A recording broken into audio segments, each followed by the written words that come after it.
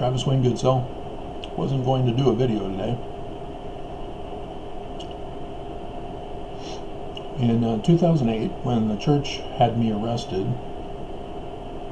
not to go to trial for any crime, just to remove me from society,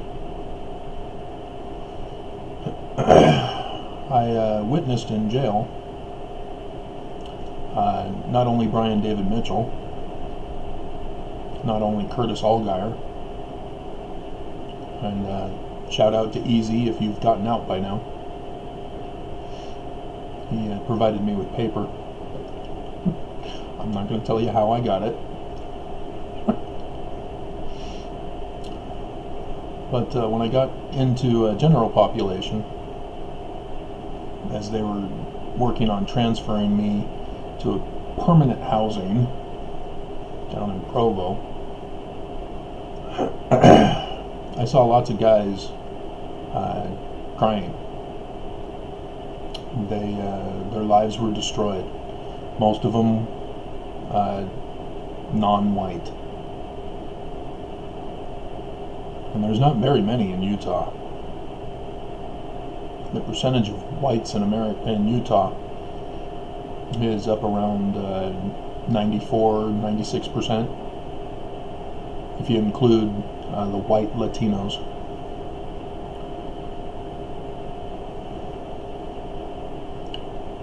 People had homes, they had cars, they had jobs, they had families, and it was all gone.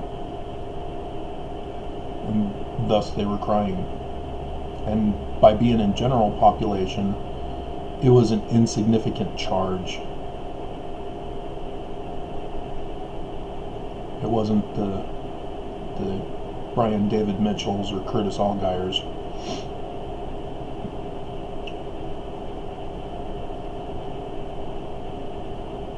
And that's the system in Utah.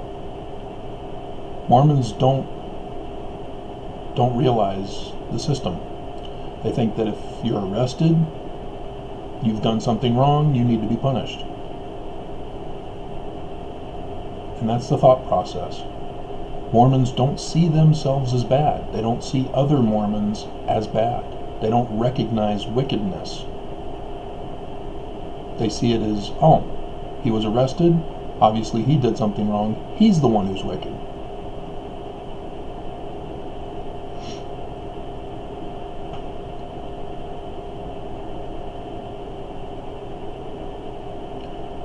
In the final housing that was supposed to be final housing for me, I knew a guy, won't use his name. He's there for life. There's no way he's getting out. His court decision, I can't remember which one it was, but he killed his Mormon wife.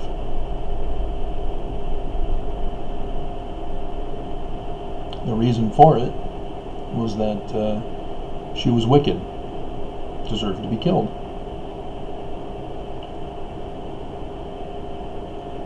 He's a good guy. He conforms when they give orders. He snaps to attention. When he doesn't like the way he's being treated, they just threaten him and he complies immediately. He doesn't see what he did as wrong, and that's why he's there forever and never getting out. And that's how Mormons think.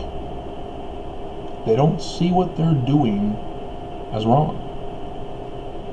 Oh, we have to pay tithing in order to be worthy to receive the rituals of the temple, the covenants and ordinances. Okay. That's what God wants, that's what we'll do.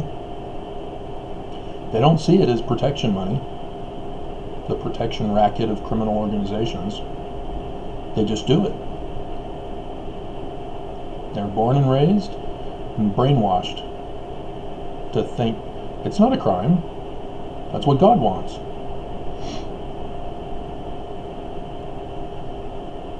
And divorce. Your husband doesn't give you a white picket fence with a house for 2 kids now. Mormon women are wimps. They're not like their pioneer ancestors. I did know a Mormon family out in Connecticut. He was rich. He had a good job. And so she had put out, I think 13 of her own kids. She would joke about how after the 5th child, they just pop right out.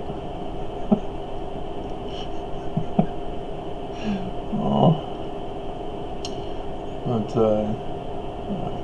women think that they're justified in leaving their husband. They use the family proclamation as their justification. You're supposed to take care of me. I'm supposed to get a credit card. I'm supposed to get my own car. I'm supposed to get a full wardrobe with a whole shoe for every season of the year, every day of the year. That's how people think. It's not that extreme. I am exaggerating a little bit. My wife left me for that. The first wife left me for that. Didn't give her a white picket fence. And here I was, just barely made a decipherment of Paleo Hebrew. My kids are not learning Paleo Hebrew. Or my kids are not learning Hebrew. She didn't understand Paleo or New or Ancient or anything like that. It was all Hebrew to her.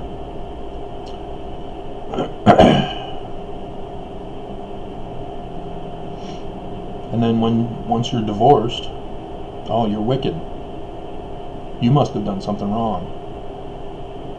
Your wife wouldn't just leave because she's the one that's bad. It must be you. You must have done something wrong. She, after all, got the kids. She got the church's support. She got the family's support. It's obviously you that did something wrong.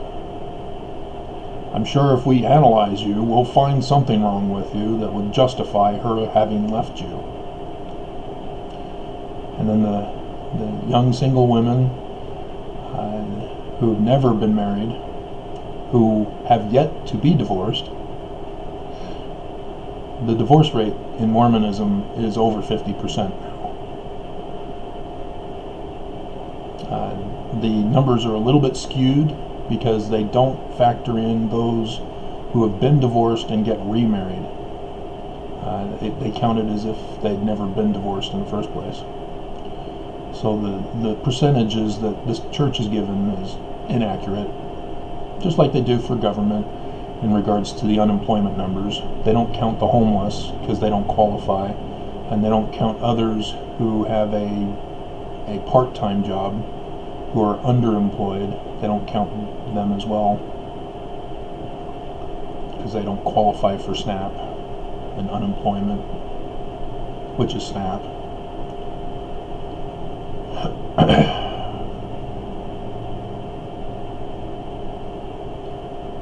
And it's our society, the leaders, who have deceived people to justify.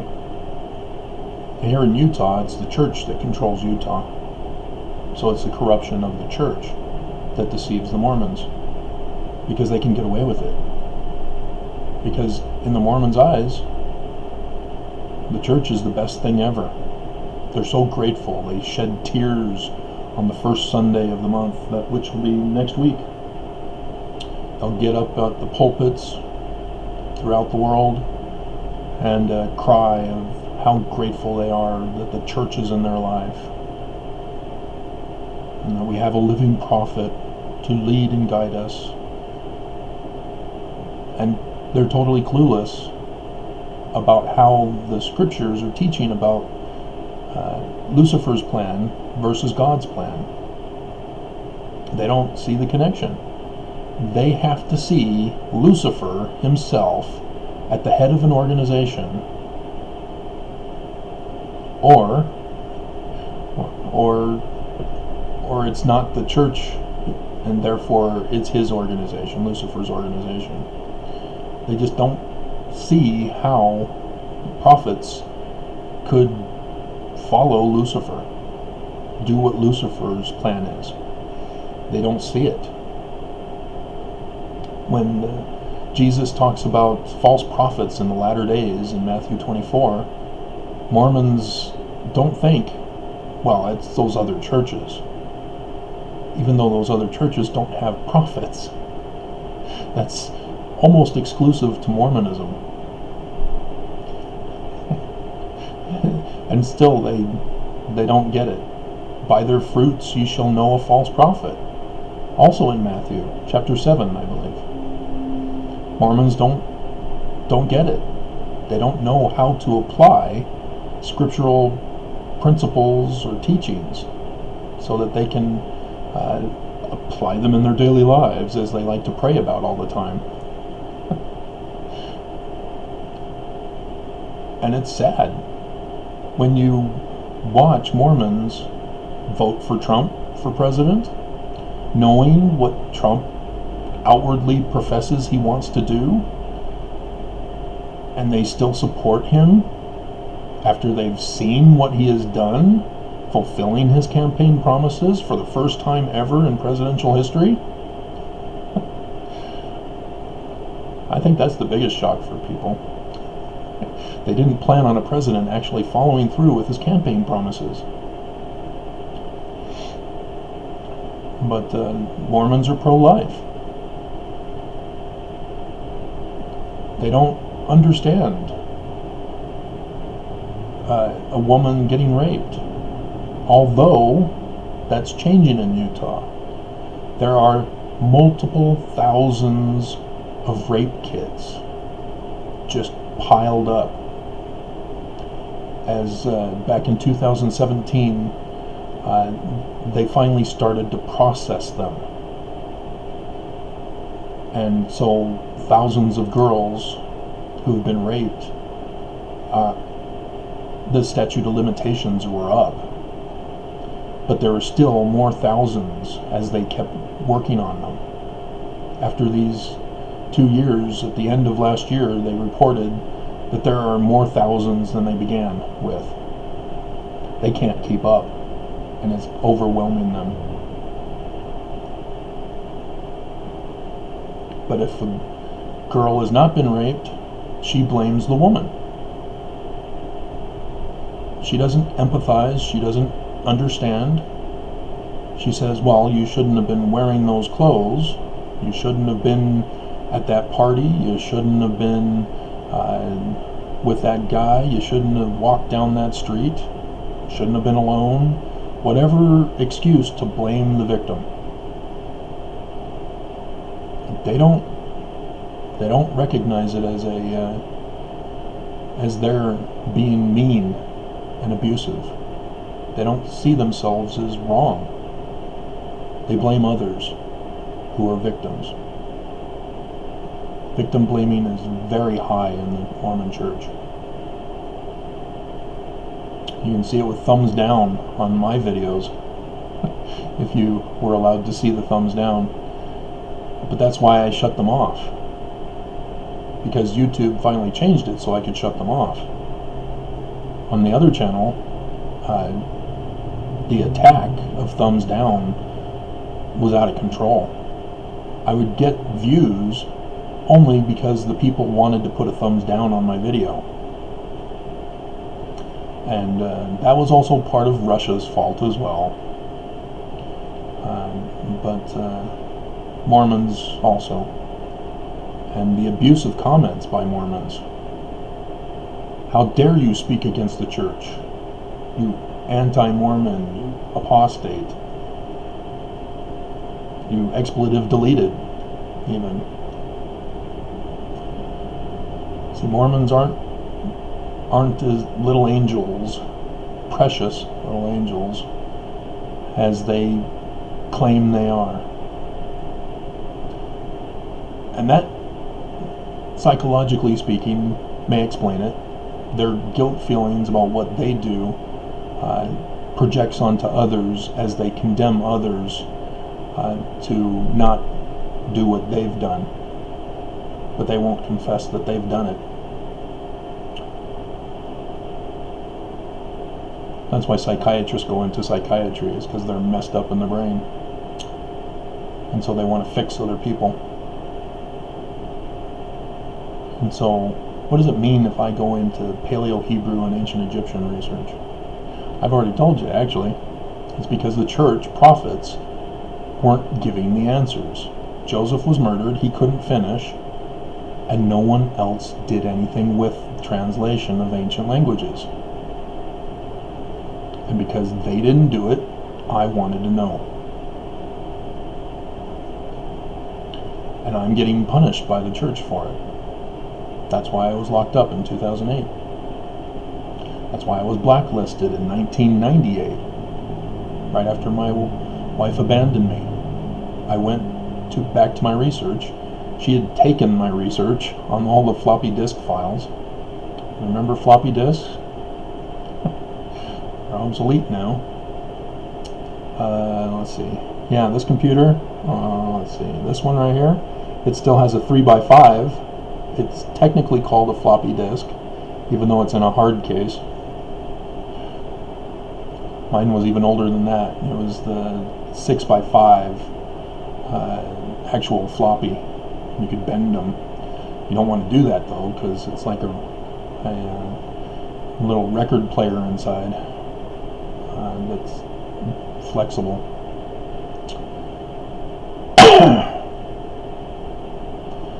And that's what hardens Mormons' hearts. And the Book of Mormon tries to teach Mormons not to harden their hearts. They have Laman right at the very beginning of the book who hardens his heart. And why? Because he's the birthright blessing son. He has the right to rule over the tribe, not his younger brother Nephi. How dare he think to tell him what to do? And so he escalates to the point of wanting to murder his brother, murder his father. And so Nephi takes those who follow him, and they take off. Instead of defending themselves, they leave. Say, fine, rule your own people by yourself. We don't want anything to do with it, we're leaving. And he wouldn't have that. He had to keep following them to hunt them down, to make sure that they were dead or enslaved to his control. And Mormons see him as bad, but they don't recognize that they themselves are just as bad as Laman. The Antichrist. Mormons don't recognize they're actually using the same types of arguments that the Antichrists are using. They're not using the prophets' arguments. They'll do that when they're asked a specific question about the Book of Mormon, but not when it comes to them and their lives. They don't see it.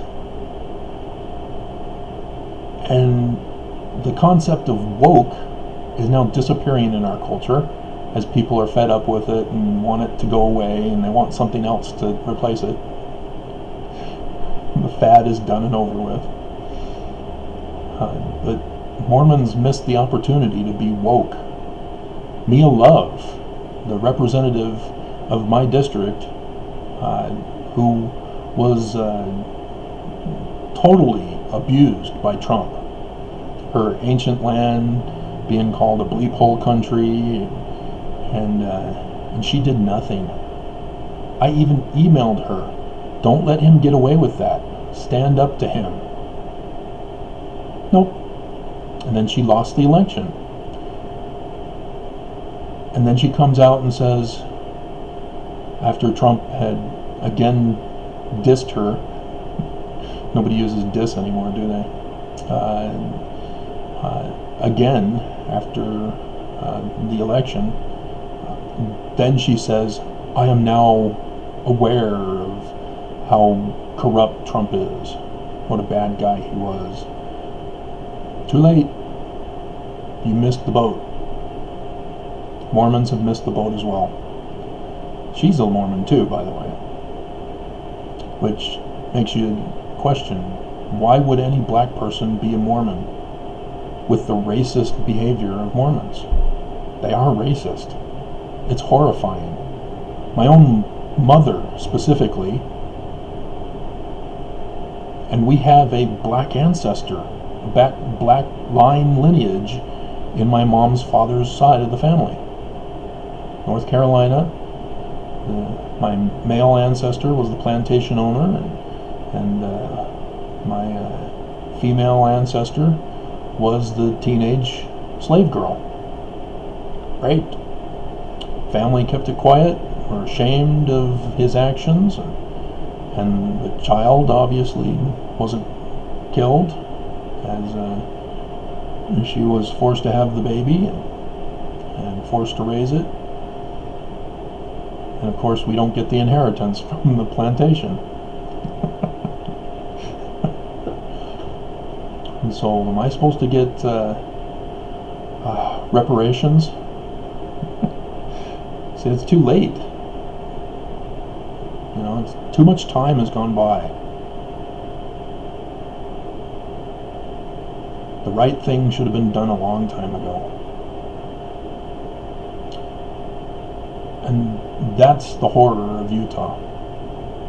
That living here, knowing of the corruption, seeing it, witnessing it, being a victim of it, and realizing you can't get out.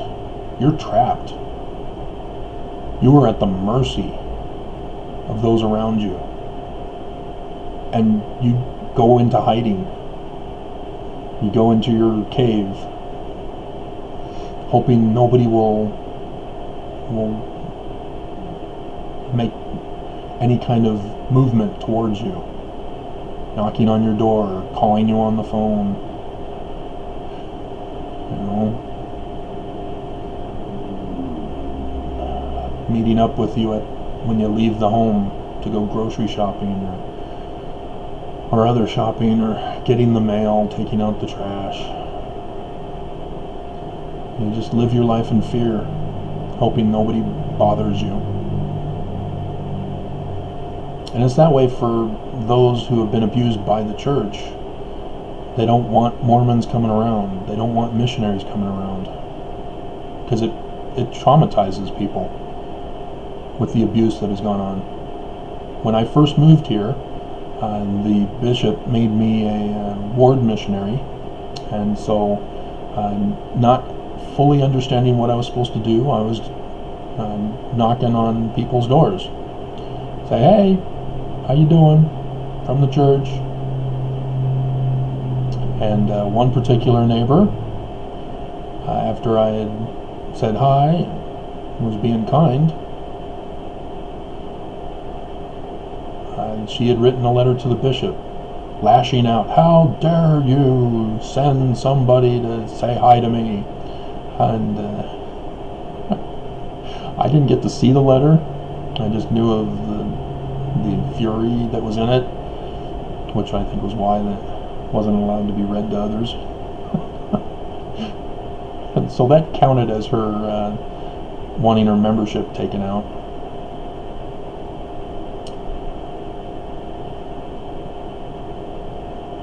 Mormons don't see it.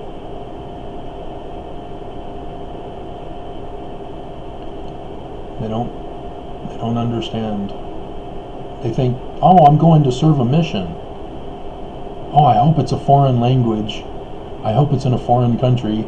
I don't want to be stuck in some place like Idaho. You know, even me, I was like, oh man, I hope it's, you know, all my other peers back home in California, while I was at Rick's, I found out that, you know, Keith went to Australia, I can't remember where Wayne was going. I think France maybe. And then, and so I was like, oh man, I hope I go to someplace nice. I don't want to be stuck in the United States. And I was. New York, New York. So that was good enough. But,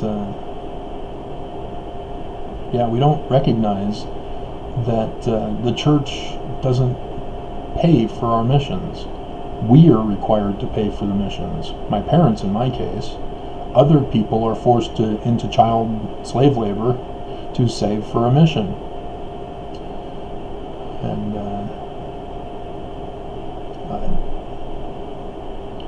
that's a pyramid scheme, as I've talked about over and over. But we don't see it. We think, oh, we're spreading the gospel to all the world, yay. And then for the first time we hear about the apostasy. And it's only in a few sentences on the missionary discussions. Only enough to say, Jesus and the apostles were murdered. Priesthood was taken from the earth. Needs to be restored. Joseph Smith had his first vision. Only a handful of you actually viewed my series that I did yesterday.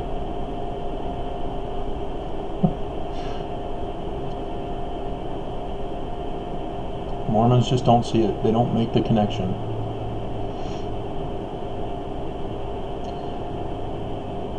I only heard in the news that only one Mormon went down to the border in Texas to protest the children being separated from their parents, babies locked in cages, away from their parents, away from their mother.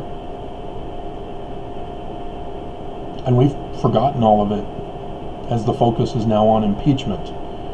And the news is all saying, oh, the Republicans are all set and eager to acquit the president. Even ABC, they used a word that supported Trump and the Republicans, talking about the defense team. They didn't quote the defense team. They made the comment themselves. They made the opinionated adjective themselves. They turned themselves into Trump TV. And maybe that's because they want to look good for Trump, because if he's acquitted, all the press will be shut down who oppose Trump. So maybe ABC is trying to say, hey Trump, we were supporting you. We said this about you during the impeachment. Don't close us down. We're with Disney now. You like Disney, don't you, Trump? But that's what it is in Utah also. Everybody cowers to the church. And all laws are based upon the church. And so if the law comes after you, you're screwed. You can try to fight it in the courts all you want, but you lose. Because the judges are Mormon. That's the problem with my lawsuit. The judges are Mormon, or are compromised by the Mormon Church. That's what happened in 2008. That's what still happens today. They don't relent. They don't leave people alone. They are out for blood. And they don't stop until they get it. And Mormons don't see them as wrong. Governor Herbert, Mormons don't see what he's doing as wrong. They don't see what Operation Rio Grande was wrong. And you watch the news and they don't investigate. They don't say, hey, people are being abused here. Mormons don't see it. the shelter downtown was 1,100 beds, and it wasn't enough.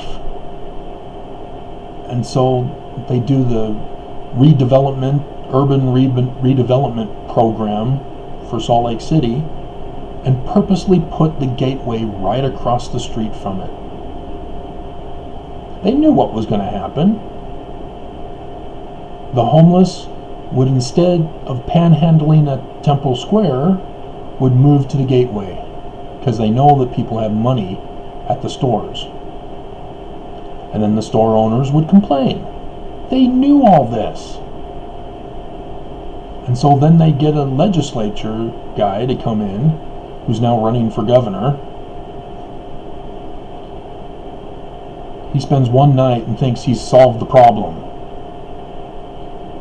What was his solution? Let's clear out a whole bunch of beds in the Salt Lake County Jail. Release the minor offenders, move some of the others that we can to other jails, and we're going to lock up the homeless. That was his solution. Then when it happened, they didn't have enough cops. So then they had to call in more cops, and they had to work them overtime.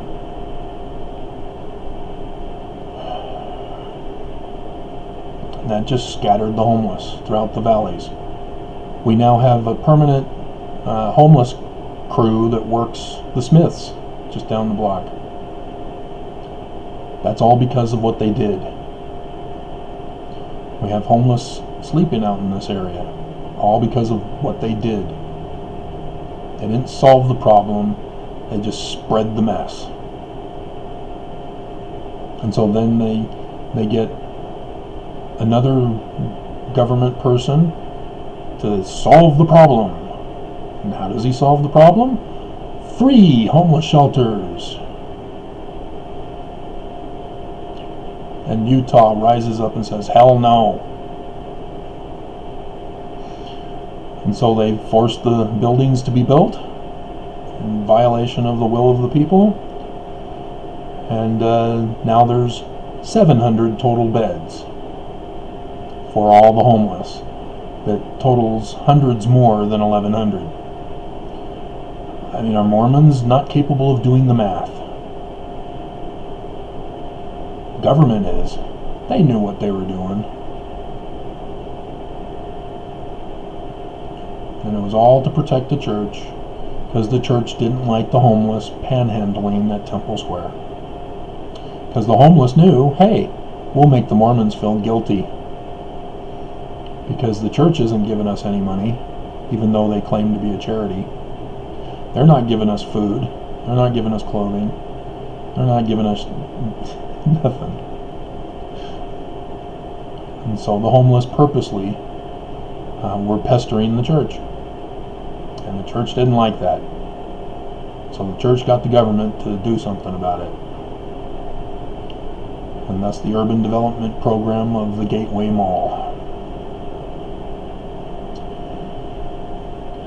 Because putting up signs to tell Mormons not to pay the homeless, that there are other programs available for the homeless that they need to be taking advantage of. What programs? They don't do anything. There's nothing. There's a homeless crisis. There's a shelter crisis, or a housing crisis in Utah. They have the understanding. They're trying to put in new stuff, new housing, new businesses, and they don't have anybody that can afford to go into the houses, and thus they can't get the jobs. So now Governor Herbert is saying, hey, legislature, let's get a law to bring outside workers to work these jobs that Utahns are not qualified for. They're taking our jobs! See, it works on both ends of the spectrum. The government gets the people riled up about immigrants and illegals doing the manual labor jobs that the regular citizens won't do. and then the government stabs the citizens in the back by bringing in jobs, bringing in people for the jobs. They're replacing Utahns. And Utah doesn't see it. They don't recognize it. They don't, oh well.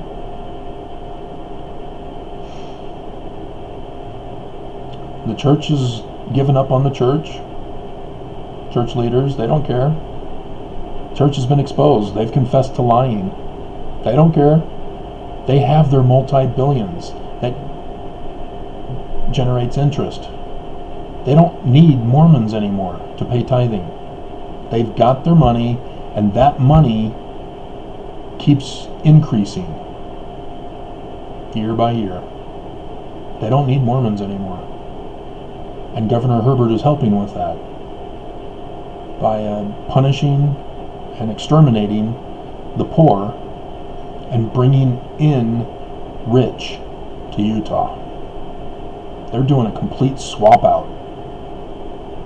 They've caused the homeless crisis. They've caused the poverty. They've caused the poor. And now they're getting rid of us. And nobody sees it. Nobody's investigating in the news. Nobody's stopping them.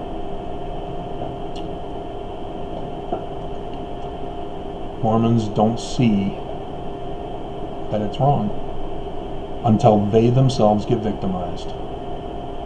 But then it's too late. Because now you're trash in their eyes. You're unworthy. You're evil. So go back to where you came from. If you don't like it, you can leave.